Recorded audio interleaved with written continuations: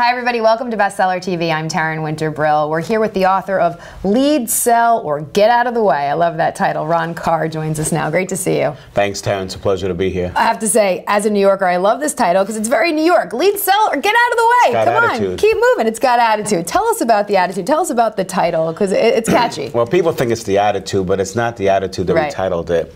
Let me ask you a question. Are you just dying to go and meet your next salesperson who's going to tell you why you have to buy something? Well, I thought I was asking the questions. Sure. Well, the reason is I ask that question of my audiences and no one raises their hand. But if I ask them, you know, how many of you, when you have to make a decision, want help to make sure you're making the right decision, they all raise their hands. Okay. And what that tells us is that in today's age, people want to be led. They don't want to be sold to. Sales has changed dramatically than in the 80s. In the 80s, a salesperson would come in and educate you about your product or service. You don't need that today. You know more about the product and service from the internet by the time someone talks to you. So if you're going to regurgitate what they already understand, you're just wasting your time. Right. And frankly, it's kind of insulting. It's like, do you think I didn't do my research and I don't already know all of this? Absolutely. Yeah. And you're not treating them as an educated consumer. Right. So instead, it's a different process. We need to find out what they're trying to do, what they're trying to accomplish, what they're trying to avoid, and then help them get there. So that's why it's about leading. And so the book basically is about, if you're going to sell today, you need to lead. If you lead, you'll sell. If you don't, you will be pushed out of the way. Out of the way. Now, when you released the book, what surprised you in terms of readership? Well, that's great. You know, I thought that it was just sales executives and maybe CEOs reading it. The fact that they wound up on a CEO bestseller list several times. Congratulations. Thank you. It was really nice. But what really got me, Taryn, was when I got emails from retired professors who blogged about the book, saying that if they wish they read the book while they were teaching because they would have been a better teacher.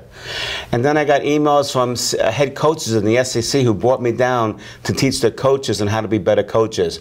So what it's really about, it's not about people who just sell. It's anybody. It could be anybody who's trying to influence. It's really about the concept of how do you influence with power, and that's what this book will help you with. Right, so it's applicable to all sorts of disciplines. Absolutely. So, and I like the fact that you mentioned anecdotes of, you know, people outside of the sales force where these, you know, traits are applicable, because, you know, people in HR or, you know, other disciplines are wondering, they're probably saying, I don't need to read a sales book, but all these sort of practices, you know, can be used by really anybody. Well, yes, and it's even how you buy from vendors, you know, you're still selling, you know, because you want certain deals.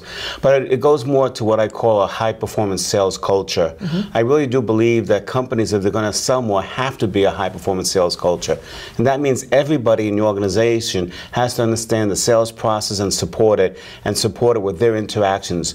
You know, Taryn, when I was selling initially in the early 80s, there was really only one bridge of contact between the buying organization and the selling organization. And that was me, the salesperson. Right. But today there's many lines of interaction. You know, shipping goes to receiving. Engineers on both sides are talking.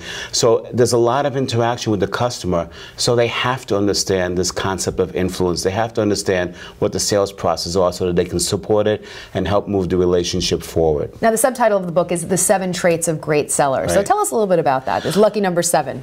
Well, 7 is important because they're very powerful numbers in English language. They're 3, 5, 7, and 10. We're trained to understand those numbers, you know, and that's why those numbers are important. So we didn't make 7 up to have 7. We actually had to condense them into 7. But these are the traits of leadership, and when I said you have to lead, I went to the traits of leadership, and I wanted to know if you can port them to the sales process, and absolutely. I mean, vision. We know that's important for a leader. Well, it's important for a sales executive too. Do you have a vision of what you want the relationship to look like? Building alliances. We do more through others. You know, asking the right questions, you know, creating value propositions, accountability, communications, and so forth. They all relate to the sales process. Now, you mentioned alliance, and you touch upon this in the book. Why are alliances so important? And beyond that, there's more than one type of alliance. Yeah, you have the internal alliance inside the company. You need help to make sure you can support the deal. The external could be referrals and advocates, people that may not do business with you, but they really like you and they could be talking about you and supporting you in the marketplace. So there's no such thing as being a lone ranger in business today. You can only get ahead through alliances with the right people, but it's the alliances with the right people. So of all the traits, which one do you see C-suite executives displaying the strongest, and which ones do they need to work on? So with the C-suite, because I deal a lot with the C-suite executives, you know, it's hard to remember all the 7 traits, so I broke it into 3 mindsets. The first one is creation versus competition. Are you looking at competing in the marketplace or creating new results for your clients? It's a good distinction. And it's a big distinction. And I teach the CEO, stop worrying about what somebody else is doing. Go create better results. And in one case, we were working with a multinational corporation that was headquartered out of Germany, and they had 60% of the world market share, and they created this new technology that saved the copper mines from going bankrupt. But they were always having to bid, and it always came down to price. And when they understood the idea of creation, I worked with them for 18 months, transformed the relationship with this big company where they threw the bidding process out and awarded my client a $200 million contract over 10 years. It was the first such contract in that industry. But it's because we came from creation versus competing. Okay. We didn't create different things that caught their attention. And it wasn't changing the product, by the way. It was just creating a different way of how we leverage our core competencies to have greater impact on the customer. Okay. So that's the first mindset. Okay, what's the second? Second mindset is openings versus closings. All right. Every CEO goes, well, you know, you're going to increase my people's closing ratios. You're going to have them close better. And I said, the problem is not your closing ratio. The problem is your openings. We don't open the conversations properly. We're going on the self-focused mindset. We're bragging about what we do. We don't open with positioning. We don't open with outcomes. We have to specialize in talking about outcomes. That's what separates us. Not our products, not the features, but what do we represent to the customer through outcomes and how we're going to help them. That leverages you at the highest possible point, and then you get into other conversations. So if you can open with outcomes and then ask the right questions, you're going to be in a better position. Okay. And then the third is what we talked about. It's alliances versus the Lone Ranger. And we talked about why being alliances is much more powerful than acting as a Lone Ranger. Right, especially in the world we live, digital world. It's a completely different playing field. Exactly. Now, you mentioned the CEO bestseller list earlier, so I was curious, what role does the CEO play in sales? Huge. Okay. Everything starts from the top. So the CEO definitely gives down the culture and how he operates, and he dictates the expectations to his direct reports, and it goes on down. Now, I deal with Fortune 500 companies, but I've also dealt with a lot of small to mid-sized companies on the $10 to $2 billion range, let's say. And a lot of these CEOs don't even know what it means to be in sales today. They don't even know how to support their salespeople, and they don't even know that they are the company's best salesperson. How do they not know this? I mean, it seems like a no-brainer. Oh, Taryn, they hide. They're afraid to go out on a call. I had this one CEO, a $60 million company, right? And I said, when was the last time you were out with the marketplace? He goes, oh, they don't want to see me. I said, you need to get out there and speak to another CEO of, you know, the customer you're talking to. Oh, they don't want to see me. After 2 years keeping me on retainer, me beating him over the head, he finally took the risk to go in to see one of his best customers. And? He was shocked. What was the outcome? He called me up. He goes, you wouldn't believe it. I said, what? I said, we're so glad you came. What took you so long? Where you been? We wanted to see if you care about us. And then what he started finding out is that all of a sudden they're telling him things that he would never have found out. And here's what he really learned. What he really learned is he didn't have to sell going out there. That's what he was afraid of. He's not really vested in the sales process. He was afraid he would fail. But his role is not to sell. To support the sales process, his role is to speak on a CEO to CEO level. Find out about the guy's business, where he's going at a higher level. Just have a conversation, which he knows how to do so well because he built his company. Right. It's important just to be visible. Exactly. You know? I mean, leadership and starts show at the that top. you care. Right, and show that you care. And it wasn't that he didn't care. He was just more of his fear. It was his fear. But the perception is, he's detached. It was his fear. So it's important. I find that with a lot of CEOs. You won't believe it. It's amazing. I do believe it. That's why they got to read the book. Now, something else you talk about in the book, which I thought was interesting, was this idea of integrated dialogue. Tell us more about that. I got that from my mother. She was a woman ahead of her time. She was a well-renowned economist, a vice president of Chase. She started a counter-trade group. Very successful in many parts of her life. And I remember I asked her later on in life, you know, what made you so successful? And she goes, the dialogue. And it's what you call the integrated dialogue. I said, tell me more. And she goes, the answers to all of our questions are in the conversations we have.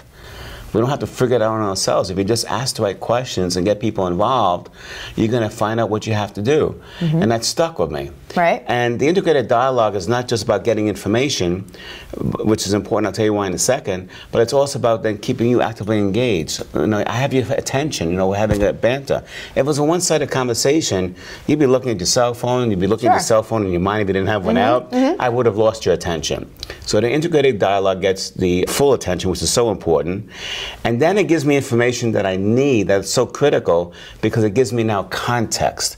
Context is the key to influence. If I find out what's important to you, what you're trying to achieve and what you don't want to have happen, I now can present my idea to you in the context of what's important, and that's when you get true influence. Do you find that a lot of C-suite executives omit context? Absolutely. And it's funny, we have an example, let's say right here, we're in New York, Bell Labs in New Jersey, in the 80s was famous for this. They would, pioneer all these brand new technologies the market never bought. Because they'd sit there in a bubble thinking, oh, well, people would want this, and there was never a market. That's not the way it works. You got to find what the market wants. So C-suite executives have to be with the market. They need to be having that integrated dialogue. Interesting enough, though, Steve Jobs at Apple, everybody thinks, well, he did the same thing. He didn't ask the market what they wanted because he just came to the market and said, this is what you're going to need. This is what you need, right. This is what you want. But that's not necessarily true. He did that, but how did they come up with those answers? They came up because his team looked at their cell phones and said, what don't we like and what would we like better? So he still asked the consumer. The consumer happened to be inside the walls of Apple. Right. Bell Labs never asked anybody. So we have to be in front of our customers, show them we care, but more importantly, ask what they're dealing with, ask them what the challenges are, because that leads to your next invention. Right. So, I mean, it's key just to use your internal resources. Absolutely. First and foremost. You mentioned Apple. Tell us about some more success stories that are using the concepts effectively from your book. Well, one is that $200 million negotiated agreement we talked about.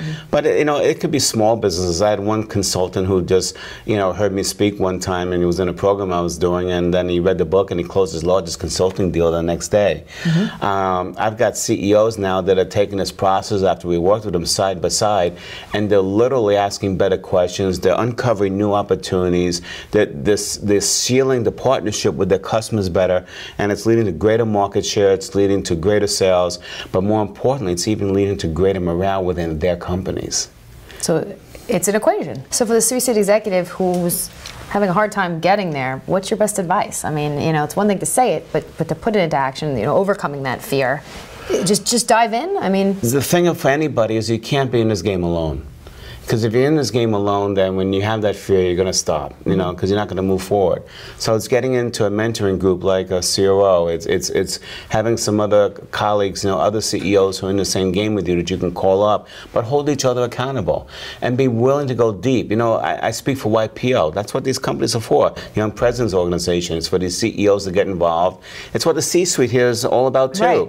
You're providing guidance to the CEOs and saying, look, you're not alone. This is what everybody's facing. Here's how you do it. But if you just do it by yourself and you don't have accountability to peers and you're not making commitments, then the chances of you really breaking through those fears is reduced. So if you want to break through those fears, get yourself into some kind of a relationship group, mentoring group, make commitments to be there, to support each other, but to hold each other accountable, just like you do with your employees. Okay, so you need to have a support system. Yes. There needs to be a supporting cast. Michael Jordan had his own trainer, even though he had coaches on the Bulls, right?